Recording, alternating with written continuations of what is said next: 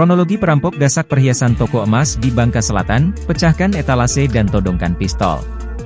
Terekam detik-detik perampok menyatroni toko emas di Desa Payung Kecamatan Payung Kabupaten Bangka Selatan Kepulauan Bangka Belitung, Sabtu, 14 Juli 2024, siang. Dalam video yang beredar, seorang perampok yang mengenakan helm full face dan berjaket hitam tampak menodongkan benda diduga pistol ke pemilik toko.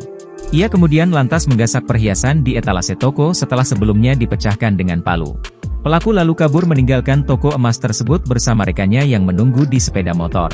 Adapun pemilik toko perhiasan merupakan pasangan suami istri bernama Bong Kindi 57 tahun dan Elisa 51 tahun yang merupakan warga Kabupaten Bangka Tengah.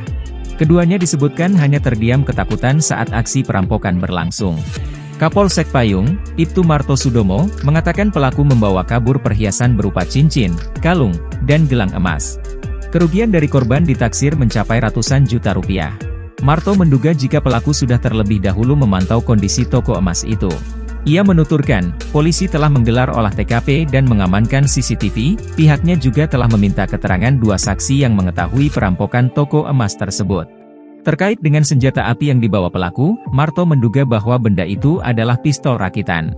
Terpantau sewaktu pelaku merampok toko emas itu, tersangka tak meletuskan senjata api tersebut.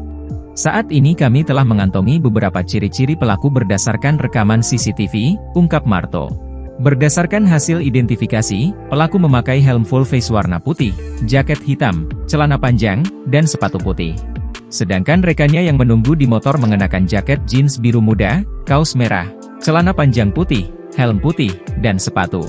Ketika beraksi, dua pelaku tersebut berboncengan menggunakan sepeda motor jenis Matic. Mereka tiba dari arah Dusun Mekarjaya, Desa Payung. Saat ini kedua pelaku masih dalam pengejaran oleh personel Polsek Payung, tutur Marto. Download Tribun X sekarang, menghadirkan lokal menjadi Indonesia.